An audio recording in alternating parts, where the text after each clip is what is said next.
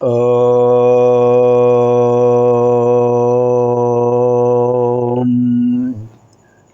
శ్రీ గురుభ్యో నమః. నమో దేవ్యై మహాదేవ్యై శివాయై సతతం నమః. నమః ప్రకృత్యై భద్రాయై నియతాః ప్రణతాస్మతాం.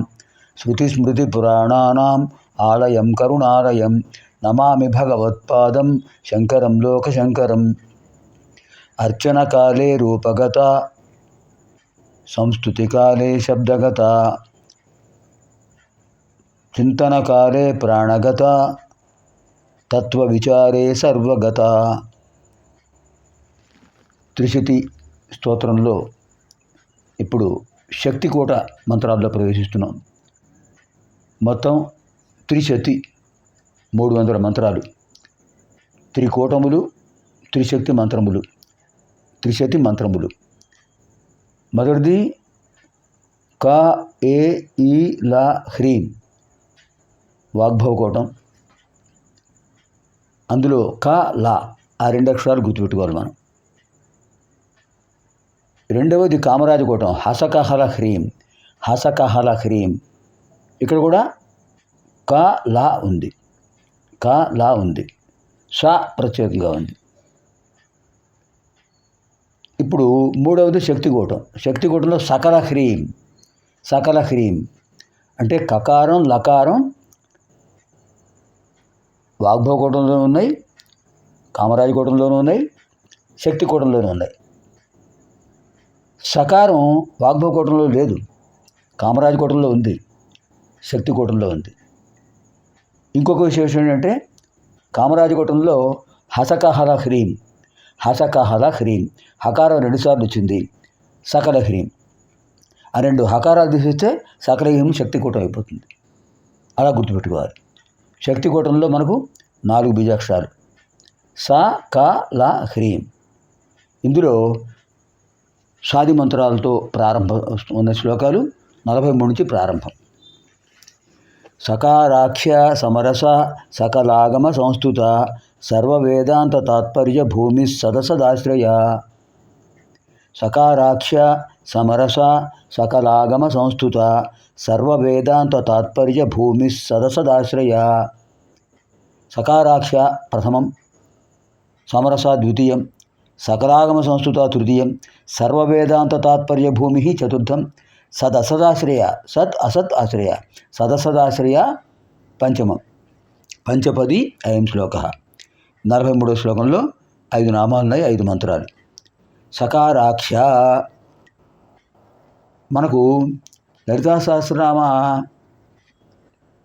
జపం చేసేటప్పుడు, సహస్రనామ పారాయణ చేసేటప్పుడు కూడా పంచపూజా కార్యక్రమాలు లం పృథ్వీతత్వాత్మికాయై, హం ఆకాశతత్వాత్మికాయై అని చెప్తూ సం సర్వతత్వాత్మికాయై అని చెప్తాం.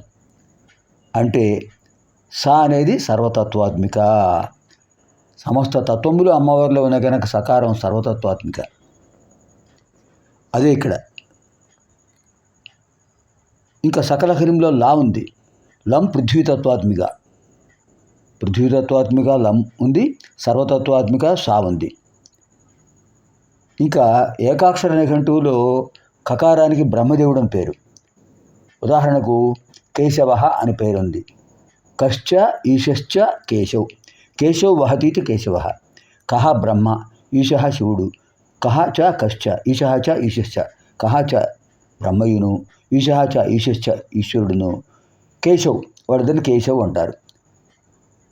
కేశవ్ వహతీతి కేశవ, వాడిద్దరి యొక్క విశేషమైన బాధ్యతలను నిర్వహిస్తుంటాడు, వాడికి బాధ్యతగా అప్పగిస్తుంటాడు కనుక కేశవ అంటే శ్రీమన్నారాయణుడు, అంటే క బ్రహ్మస్వరూపం.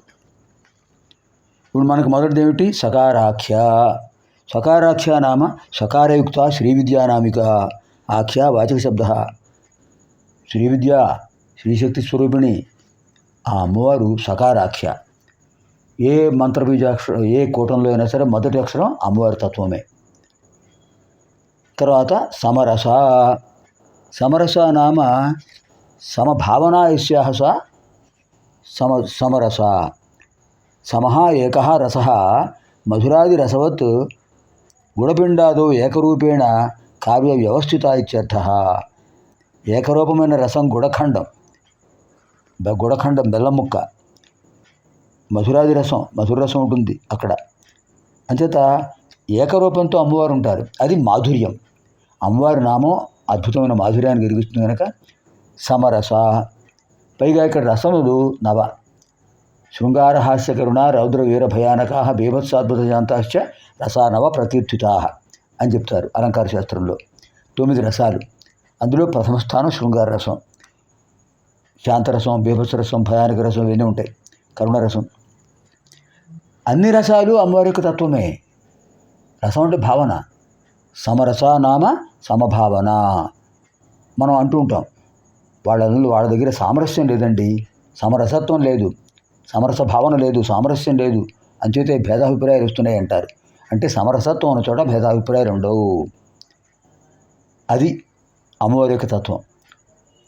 అంచేత అమ్మవారిని ఆరాధిస్తే మనకు సమరసత్వం వస్తుంది, సామరస్యం వస్తుంది, ఆందోళన, ఆవేదన, ఉద్విగ్నత ఉండవు.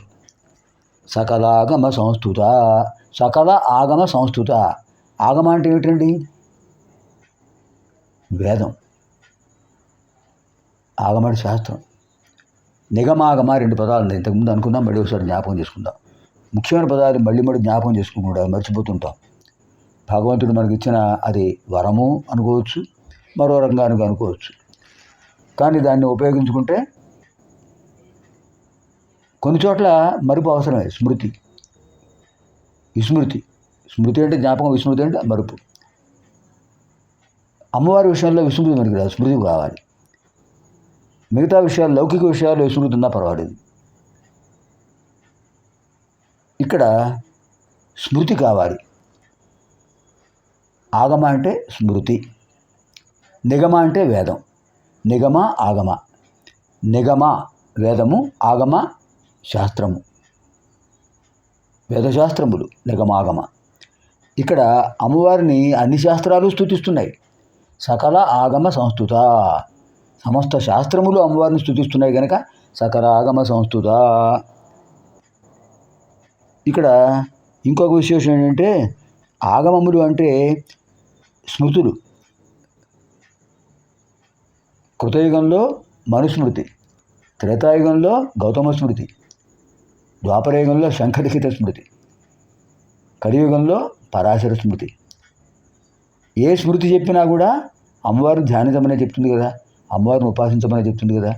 అందుచేత సకలం ఆగమ సంస్థుత. సకల శాస్త్రములు, సకల ధర్మశాస్త్రములు, అర్థశాస్త్రం, అలాగే విశేషమైన శాస్త్రాలు ఇంకా ఉన్నాయి. తర్కశాస్త్రం, అర్థశాస్త్రం, మీమాంస, ఏవైనా సరే అమ్మవారిని స్తుతించేవే. సకల ఆగమ సంస్థుతాయై. అది. తర్వాత విశేషమైన నామం ఉందండి, సర్వవేదాంత తాత్పర్య భూమి. సర్వవేదాంత తాత్పర్య భూమి. సర్వవేదాంత సమస్తములైన ఉపనిషత్తులు. వేదాంతం అంటే ఏంటండి? ఉపనిషత్తే. వేదం యొక్క అంతభాగం, అంత్యభాగం, చివరి భాగం. వేదంలో 4 భాగాలు ఉన్నాయి. ఏమిటవి? సంహితా భాగం, బ్రాహ్మణ విభాగం, ఆరణ్యక విభాగం, ఉపనిషత్తు విభాగం. సంహితా భాగం అంటే మంత్రభాగం, మంత్రశాస్త్రం, మంత్రభాగం, మంత్రాలన్నీ సంహితా భాగం. దాని యొక్క వ్యాఖ్యానం బ్రాహ్మణ విభాగం. ఆరణ్యకం ఏ మంత్రాన్ని ఎలా ఆచరించాలో చెప్పేది ఆరణ్యకం. ఆరణ్యకం ఆచరణ. ఇంక చివరిది ఏమిటి? ఉపనిషత్. వేదం యొక్క అంతము. వేదాంతములను ఉపనిషత్తులు. వేదముల యొక్క చివరి భాగాలు ఉపనిషత్తులే. ఉపనిషత్తులే కదా అమ్మవారి గురించి చెప్పేవి. ఇంతకుముందు చెప్పారు, ఉపనిషత్ ఉద్యాన కేళికల కంఠీ, ఉపనిషత్ ఉద్యాన కేళికల కంఠీ అని చెప్పారు. అలాంటి అమ్మవారి యొక్క తత్వాన్ని అన్ని వేదాంతాలు చెప్తున్నాయి. సర్వ వేదాంత తాత్పర్య భూమి. సమస్తములైన వేదాంతముల యొక్క సారాంశం. తాత్పర్యం అంటే సారాంశం, తత్పరత్వం సారాంశం. సారాంశమే అమ్మవారి యొక్క స్థానము. ఏ ఉపనిషత్తు చెప్పినా అమ్మవారి గురించే చెప్తుంది కదా. ఎన్ని ఉపనిషత్తులు ఉన్నాయి? సీతోపనిషత్తు, దేవ్యోపనిషత్తు, భావనోపనిషత్తు, త్రిపురోపనిషత్తులు, త్రిపుర తాపింజోపనిషత్తు, అన్నీ అమ్మవారి గురించి చెప్పేవే. అంచేత అమ్మవారు సర్వవేదాంత తాత్పర్య భూమి. ఇంకా ఈ శ్లోకంలో చివరి మంత్రం సదసదాశ్రయ, చాలా విశేషమైన మంత్రం అండి. సదసదాశ్రయ, సత్ అసత్ ఆశ్రయ. సత్ సత్పురుషులు, అసత్ అసత్పురుషులు అందరూ అమ్మవారిని ఆశ్రయిస్తారు. రాక్షసులు కూడా అమ్మవారిని ఆశ్రయిస్తారు. వరాలు కోరుకున్న తర్వాత వాళ్ళలో గర్వం వచ్చేస్తుంది తప్ప ముందుగా వాళ్ళు అమ్మవారిని ఆరాధిస్తున్నారు కదా. సత్ సజ్జనులు, అసత్ దుర్జనులు, సత్ అసత్ ఆశ్రయ, అందరికీ అమ్మవారి ఆశ్రయం. ఇంకొక విశేషం ఏంటంటే మనకు లలితా సహస్రనామంలో 131 శ్లోకం ఉంది. ఇచ్ఛాశక్తి, జ్ఞానశక్తి, క్రియాశక్తి స్వరూపిణి, సర్వాధార సుప్రతిష్ట, సదసద్రూపధారిణి. ఇక్కడ అది కూడా చెప్పుకోవచ్చు. సత్ అసత్ రూపధారిణి. సజ్జనులకు సద్రూపం రాజరాజేశ్వరి అమ్మవారు, అన్నపూర్ణాదేవి, జ్ఞాన సరస్వతీదేవి అనుగ్రహ రూపాలు. అసత్ అసద్రూపం ఎవరికి? దుష్టులకు భైరవి, కాళి, కపాలి, వారాహి. అంతే సదసదాశ్రయ. ఇప్పుడు ఈ మంత్రాలని ఒకసారి జపిద్దాం. ఓం ఐం హ్రీం శ్రీం సకారాక్షాయై నమో నమః. ఓం ఐం హ్రీం శ్రీం సమరసాయై నమో నమః. ఓం ఐం హ్రీం శ్రీం సకలాగమ సంస్కృతాయై నమో నమః. ఓం ఐం హ్రీం శ్రీం సర్వవేదాంత తాత్పర్య భూమయే నమః. భూమ్యై భూమయే, భూమ్యై అని చెప్పచ్చు, చతుర్థ ఏకవచనం, ఇకారాంత స్త్రీలింగం. సర్వవేదాంత తాత్పర్య భూమ్యై నమో నమః. ఓం ఐం హ్రీం శ్రీం సదసదాశ్రయాయై నమో నమః. పునర్మిలామ ఆగామి కార్యక్రమే. సర్వేభ్యः శ్రీదేవ్యాः అనుగ్రహప్రాప్తిరస్తు. స్వస్తి.